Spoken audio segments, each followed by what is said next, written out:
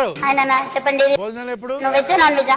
Non veg ఇచ్చండి. Non veg ఏది కావాలి? Chicken curry, chicken fry, liver fry, బోటీ curry, mutton liver, mutton head, fish curry, fish fry, prawns curry. Aunty అన్ని curries కొంచెం కొంచెం ఇచ్చండి. పన్ కర్రీ 100, పన్ కర్రీ 100, 2 కర్రీస్ 150, 2 కర్రీస్ 150, 3 కర్రీస్ 200. అలా ఐటమ్ బట్టి.